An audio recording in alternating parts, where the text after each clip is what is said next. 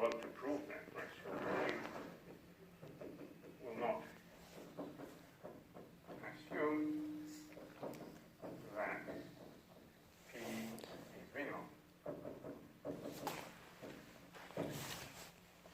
However, some minimal tree must exist, and let's just pick one minimal tree and denote it by capital T. So let capital T be some minimal spanning tree.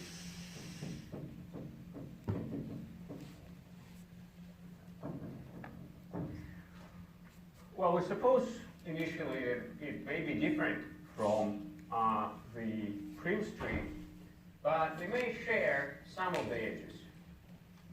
Right? So suppose that some of the first edges, E1, also belongs to the minimal tree E2 up to some E sub k. Right? But E k plus 1 does not belong to T. So that E1, E2, dot, Ek are shared edges. In particular, there may be no common, no shared edges at all. So we also allow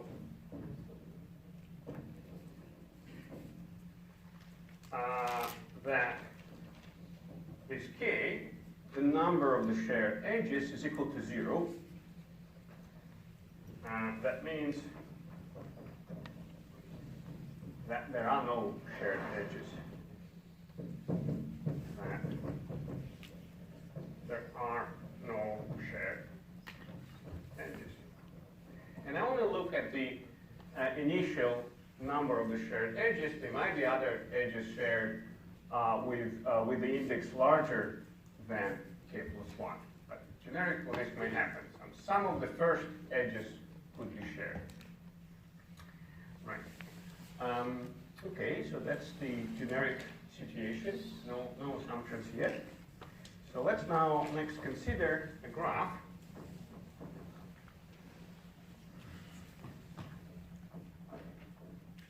which is formed by T and one more edge, E k plus 1, which appears in the Prim's tree, the first edge which appears in the Prim's tree, which does not appear in the minimal tree T. So just add this extra edge. Right, so that's what the union stands for, the minimal tree T and plus one more edge in it. Right, so this graph is not a tree, right, because it has too many edges. This graph is not a tree because it has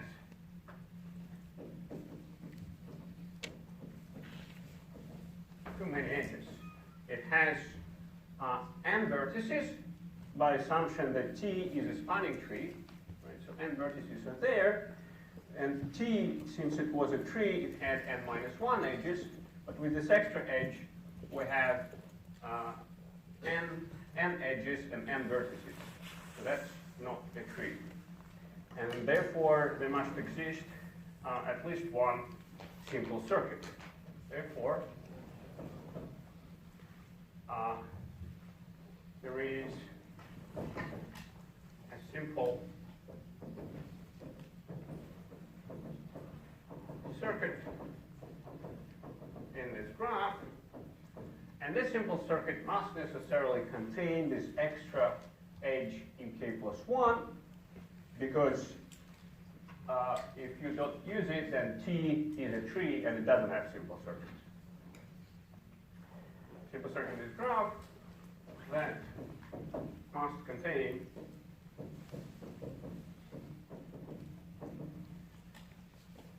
the edge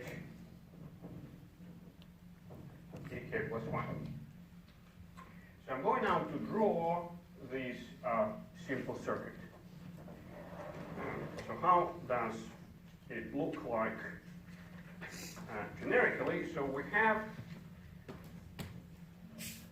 the first edges, the first k edges which belong to both trees, right? They form a small tree. So I will draw them with blue, the corresponding edges.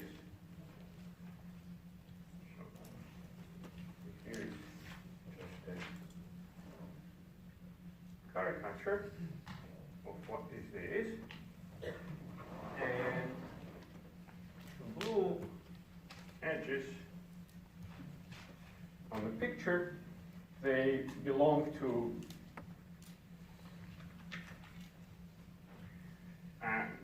P and belong to T, right? So these are the edges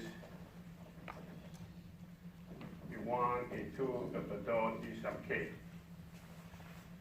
In particular, there might be none, but that's not going to be a problem, you'll see. Well, then, there is the edge EK plus 1. So, by definition, that's the edge that would be added to this blue tree at the K plus first step in the Prim's algorithm. So it must be connected somewhere. So I'll denote it by black. And label here EK plus 1, right? So it's attached somewhere to the blue tree. And the rest of the circuit must contain vertices, which must contain edges, which belong to T, but not to Prim's tree. So, so this, my circuit will contain EK plus 1. It may contain some of the blue edges, and it may contain, in general, it will contain, this is not very bright. It will contain red edges which belong to the minimal spanning tree T, but not to the Prim's tree. Okay, so I complete this circuit, and I write here in the legend that the red edges, they belong to T, but not necessarily to P. So, and they complete the circuit, right? So circuit goes partly blue. If I go counterclockwise, so if I start from this end and go counterclockwise, then I will use up some of the blue edges. Then I will use some of the red edges, which may not be the shared, some of them won't be the shared edges, and we'll come back to the other end of the edge EK plus 1. So that's how such a circuit in general looks like. Okay. Now, we will focus on the edge, which is the drawn here, which attaches the circuit to the blue tree, to the Prim's tree, on the other end, right? So they must exist such other end. And what we notice is that, so by definition, so here I assume that E belongs to T, so we focus on the edge E, which belongs to T, which is used in this circuit to attach to Prim's tree on the other end. Used in the circuit to attach it to the other end in P. By assumption, Prim's algorithm picks up at the K plus first step, it picks up this edge, EK plus 1. But the edge E is also available at that step in the algorithm, right? So it's attached to the blue because it is attached to the blue tree, right? Which is formed by the first k edges. And since by assumption the algorithm chose this edge, ek plus 1, its weight must be smaller or equal to the weight of e. So since Prim's algorithm chooses ek plus 1 at the k plus first step, while the edge E is also available,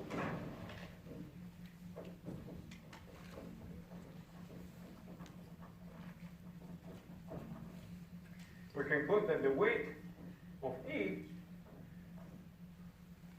is greater or equal than the weight of E k plus 1. Using this, I'm going to modify my minimal tree T. We next modify the minimal tree T to T dash by removing from it the edge E and adding instead ek plus 1. By removing E and adding ek plus 1. Spectrum right. This as a formula more succinctly. So T dash equals T minus E plus ek plus 1. So firstly, note that it stays connected, right? Because although I remove E, which seemingly breaks the continuity, breaks the connection between this red vertex and the blue vertex, since both vertices belong to this circuit, they're still connected going in other direction through that circuit, and ek plus 1 belongs now to our modified tree. So it's disconnected. Moreover, the number of edges stays the same because I removed one edge and instead put in another one, so that it still remains a spanning tree. Moreover, since I removed an edge with a larger or equal weight, the total weight of the modified tree can only go down. But since it cannot go down, it's already minimal, it must stay the same. So it must stay a minimal tree. So this tree, T dash, is another minimal spanning tree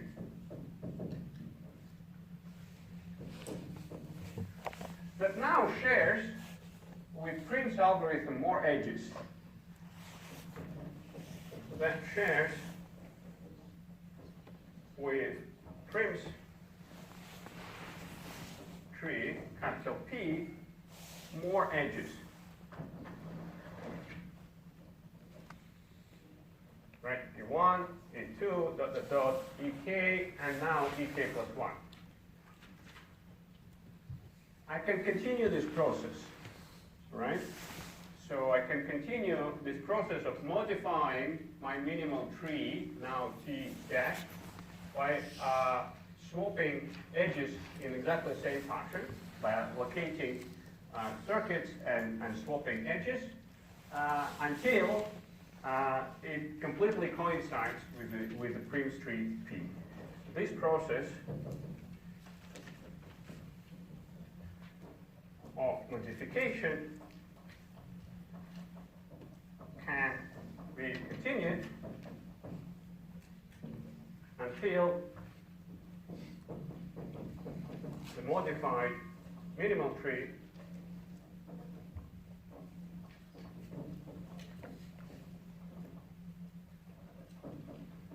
coincides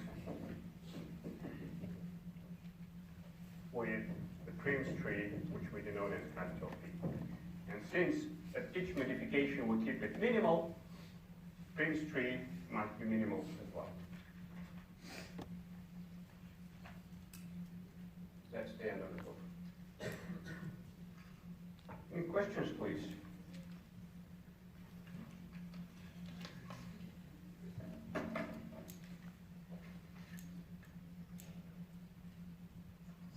Any steps which you thought I went over too fast or you didn't quite catch? I'm happy to repeat. I find this a rather neat proof.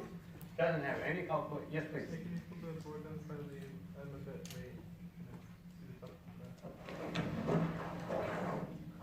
Do you also want to see the text? Yeah.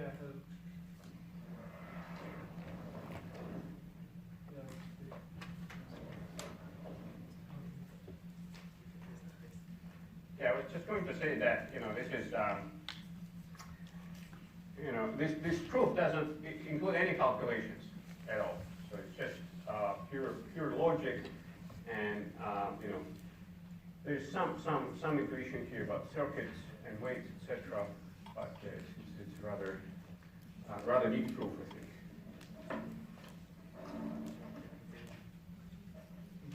Yes, you good? Anybody at all? No? Everybody happy with the proof? All right, good. So this leads me to my next topic, which is Euler circuits.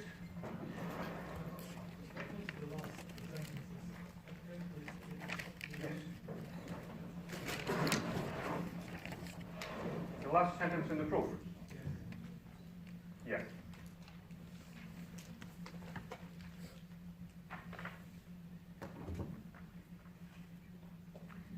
Okay. So the next topic is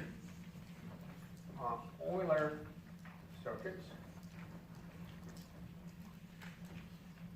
So Leonhard Euler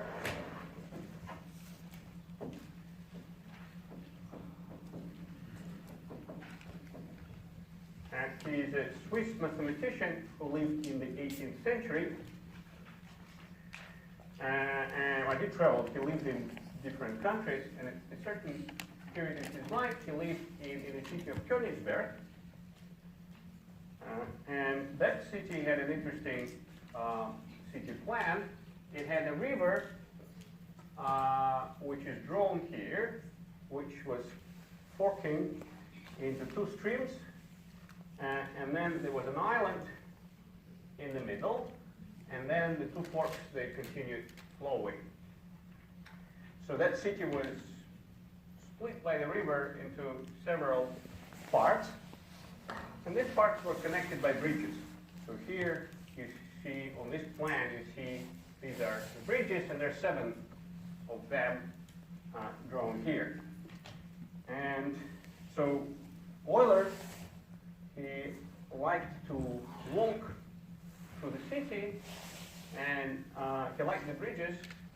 So at some point, just ask himself, is there a walk which will be circular, so same endpoint as the starting point, and which would pass through each bridge exactly once.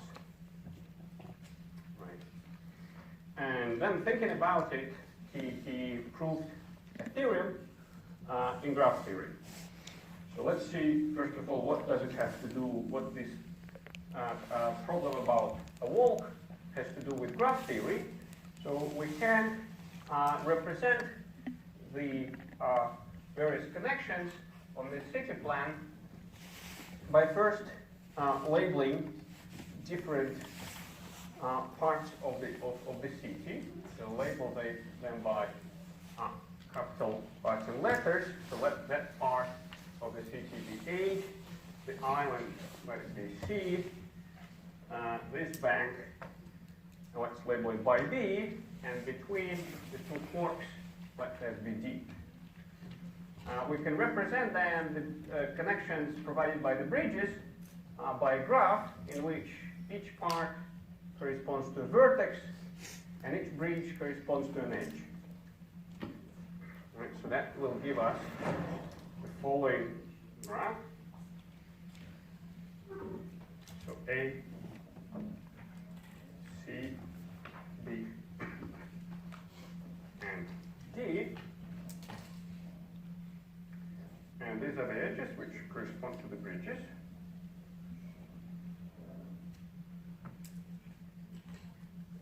Okay. So in graph theory language, his question is, for this particular graph, is there a circuit, a closed circuit which uses every edge exactly once? It necessarily must be simple then, right? It's not just any simple circuit, but it's a circuit in which each edge is used precisely once. So such circuits are called after him in modern graph theory Euler circuits. Let's write this as a definition. An Euler circuit in the graph G is a circuit containing every edge of G precisely once. Circuit containing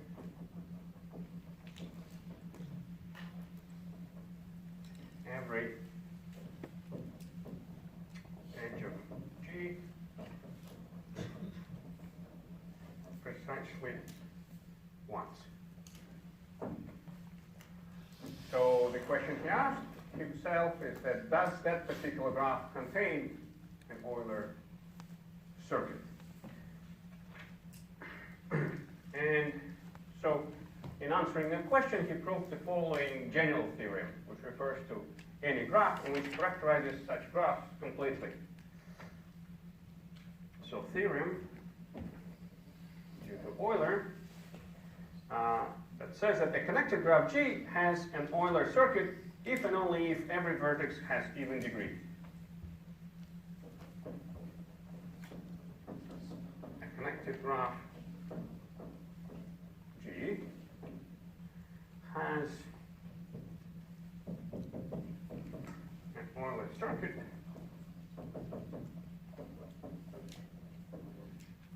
if and only if every vertex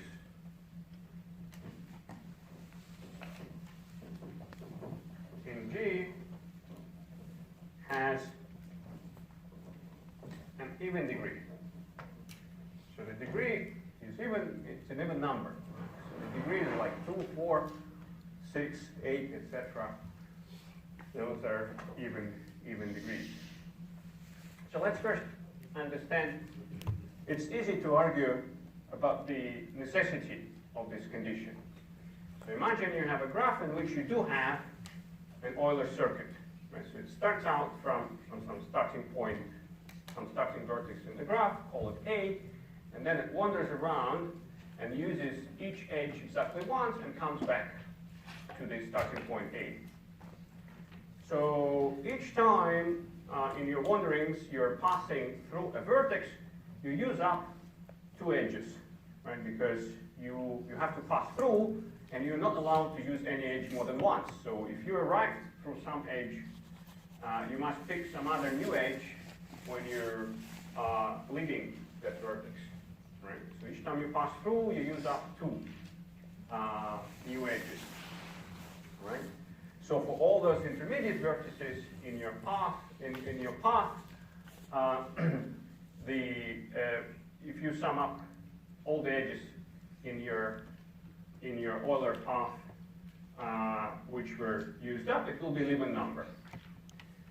And the only special vertex is the one from which you started, right? You started out using 1 edge, then when you wander around you might pass through, then you would use, each time you pass through you use 2 edges again, and then you must finish there, so there's a final edge. So together with the initial edge and the final edge, this is again contributes 2 to the degree. So that must be a necessary condition. And then it is easy to see that the original graph, which represents the bridges in the city of Königsberg, does not have that property. So here, the degree of A is 3, the degree of B is 3, the degree of C is 5, and the degree of D is 3. In fact, they're all odd. So that condition is broken, therefore you can conclude immediately that no such walk exists, right? But on the other hand, let me give you an example of another graph for which it does exist. For example, of a graph for which we can construct such an edge, such a circuit.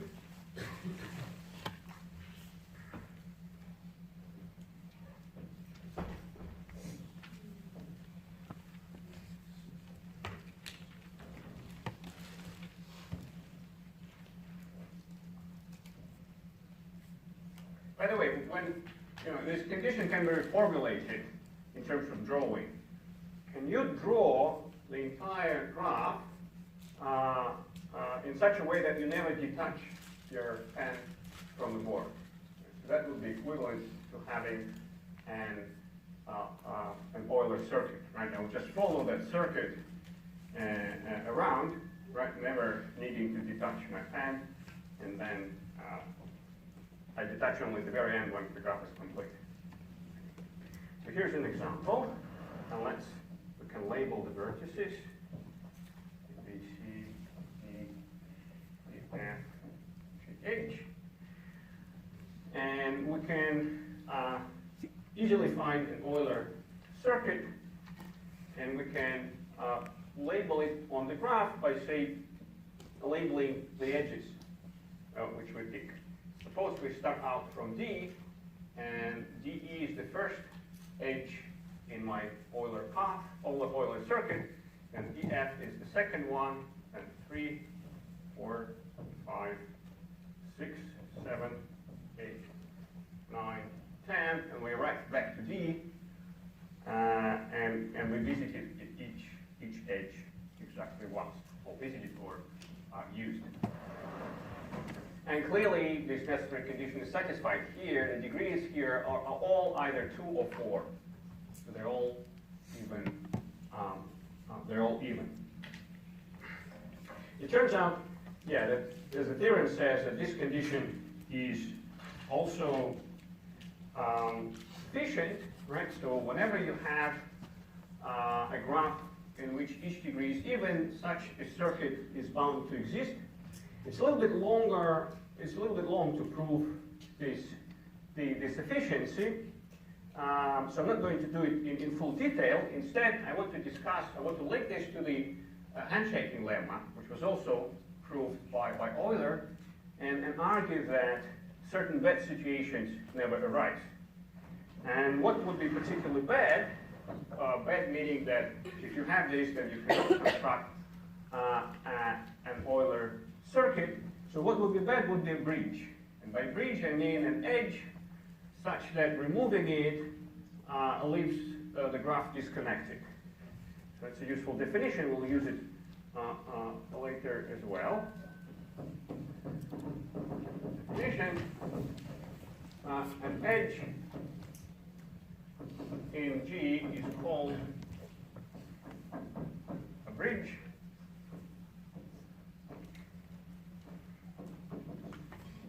Bridge or cut edge. Sometimes they're called cut edge or a cut edge. If removing this edge from G results in a disconnected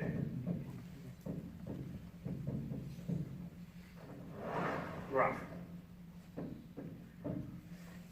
So if you have a bridge, then the situation is like this. You can have this, oh, I'll just draw it a bit longish, right?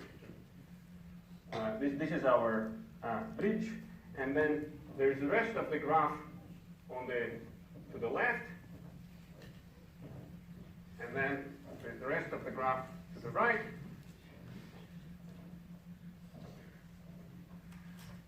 And then if your Euler path starts on the left part, right, since you must use all the edges, you must be crossing the bridge at some point. But then you cannot come back, because this bridge would be the only way which connects these two parts of the graph. Right? So if we had a bridge, that would be definitely a problem, and you wouldn't be able to have an Euler circuit. So I'm just denoting these two parts. But it's not hard to argue that if each vertex has an even degree, the graph has no bridges. So it turns out that if each vertex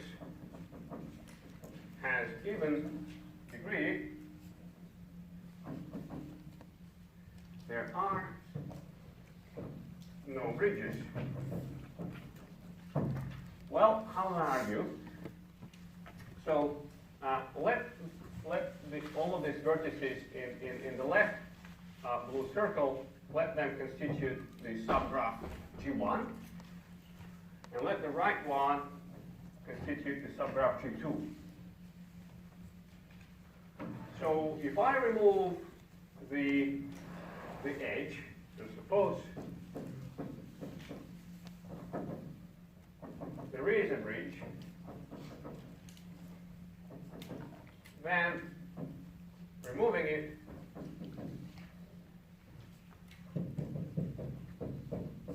would give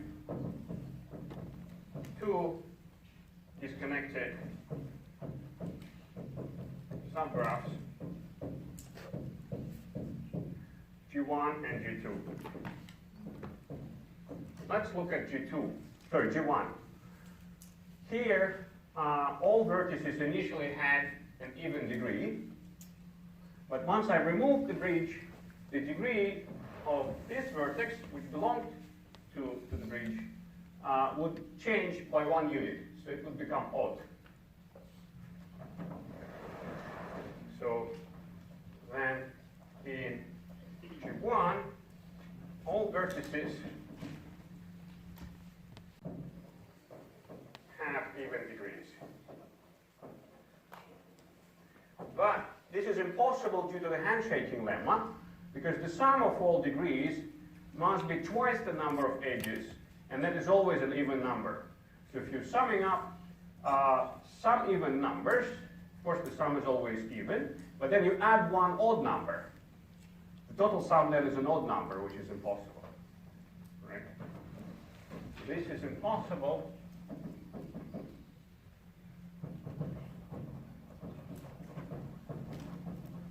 due to the handshaking lemma, as the sum of the degrees over all vertices belonging to G1 would be an odd number.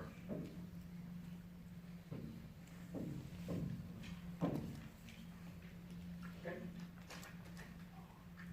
Right, so it tells you at least that there are no bridges, so that's encouraging, but you can prove more rigorously that you can construct an Euler path with that condition. Yes, please? In G1, all vertices except one will have even degrees if you remove the bridge. What about the two and which both have one? There's three vertices that have 1 degree in G1. And no, I sorry, the drawing is bad. I mean, I just kind of, it was supposed to be a caricature. I mean, it's just an example.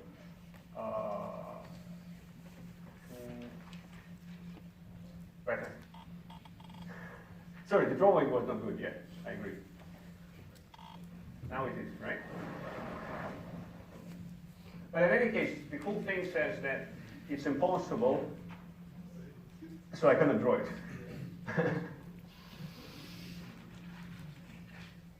Right, but I can at least draw G1 and G2 to have this.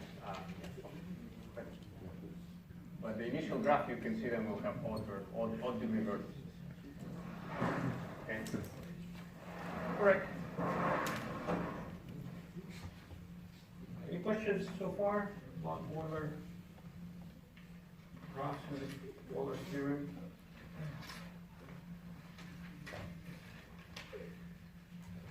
All right. So how would you? So the theorem says that it exists if all vertices have even degree. How would you construct it? Now here there is a nice algorithm called Flory's algorithm, which is, I believe, from 19th century. Flory's algorithm, 1883 to be precise. Flory was another mathematician. So how does it work? So we first choose a starting vertex.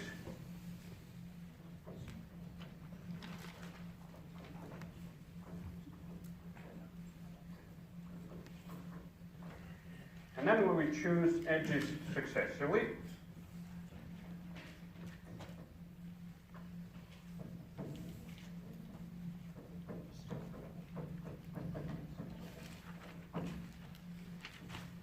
Once an edge is chosen, it is removed from the graph, and also if any 0 degree vertices are present, they are removed.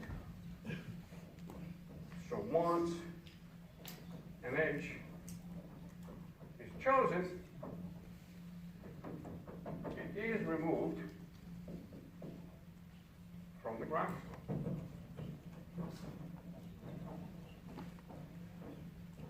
And all 0 degree vertices, if present.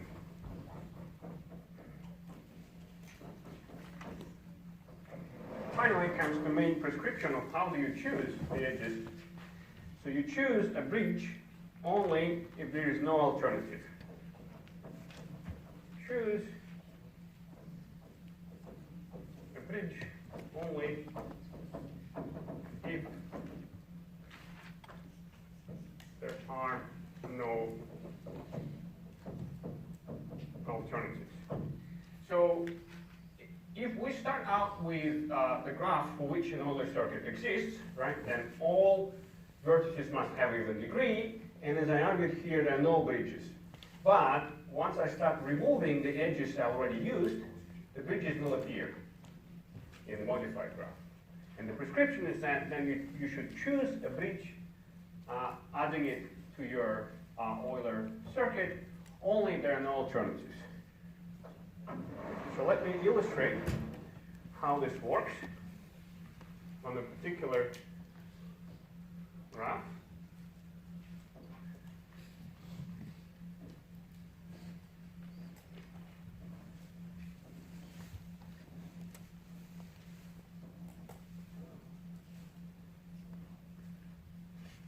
So I have the vertices here, A, B, oh, sorry, it doesn't matter, A, B, C, D, E, F, and G. So looking at this graph, we immediately, the first thing we do, we check that it satisfies the conditions of the theorem, that each vertex has an even degree. And that's true, right? So here, degree of A is the same as degree of B, same as the degree of D, same as the degree of F, and same as the degree of G, and they're all equal to 2, which is an even number, and the degree of C and the degree of E are equal to 4, which is also an even number. So by Euler's theorem, an Euler circuit exists. Right, so now let's use Flory's algorithm to construct it. If you're doing it on paper, then probably your best bet is to use pencil and draw a copy of your graph, and then keep erasing the chosen passages as you go. Right. Here on the whiteboard, I will just do the same, and as I erase, I will add edges to my path, or rather circuit. So I'll start out from A, and initially there are no bridges, so I can choose any edge going out from A. Let's go to C, AC. So that's the beginning of my circuit, and I will erase it on the drawing. And now I see that there is a bridge. So at this stage, I have arrived to C, and I have to continue on, right? And I have different choices. I can go to CB, CD, or CE. And CB is a bridge at this stage. Okay, so that's a bridge. And I should not be choosing it because I do have alternatives. CD is not a bridge, and CE is also not a bridge. So I can pick any of those, but definitely not CB. And it's logically also clear why, because the bridge should be crossed only once, so I should do it at the very end on my way back to my initial vertex A, right? That's the logic. So I'm not done with the rest of the graph, so I'm not taking that passage. So let's continue on. And for example, I can go to D next. And I will erase it on the drawing. Right, so now I'm at D. And my only available option is DE, which also happens to be a bridge. Well, why? Because, well, in this graph, if I remove the edge DE, then it will fall into two disconnected parts, one of which will be very simple. It will be just the vertex D sitting out there by itself. So it falls under the definition of the bridge, right? Although the two graphs, G1 and G2, they're not one of them is very small, only contains one vertex. So that's a bridge, but I don't have any other alternatives, so I must pick it. So I must go next to DE.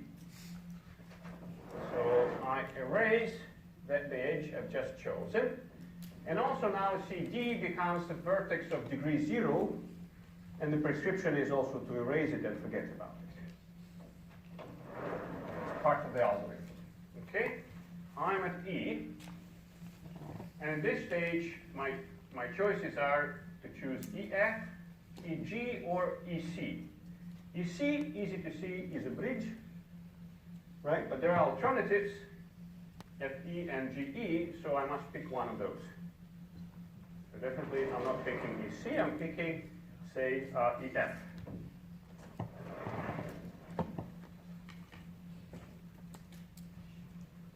Okay, and now it's clear there are no alternatives.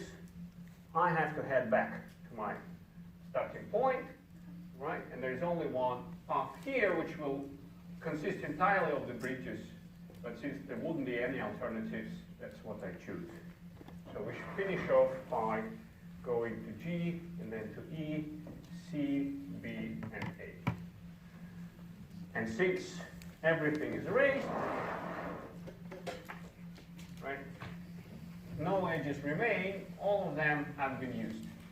And since I was erasing, each time I would pick one, none of them would be used more than once. So the prescription guarantees that it is an Euler circuit. Any questions on the algorithm? Yes, please. Well, there are various applications. I don't know the details, but for example, in DNA sequencing, this is used. This could be used in monitoring. For example, you have a network, and you want to monitor the state of all of the connections. You will want to send a signal, which will travel through the entire network, and will come back and report on the state of the connections. that would naturally travel through an Euler path where you would go through every edge exactly once. I've read also that one of the applications was like snow removal. So if you have a city with many streets and you have to remove snow from them, then you can sort of flow your way around the city going. And if you want to minimize the time, you want to go through each street exactly once and then come back to your starting point. So that's another.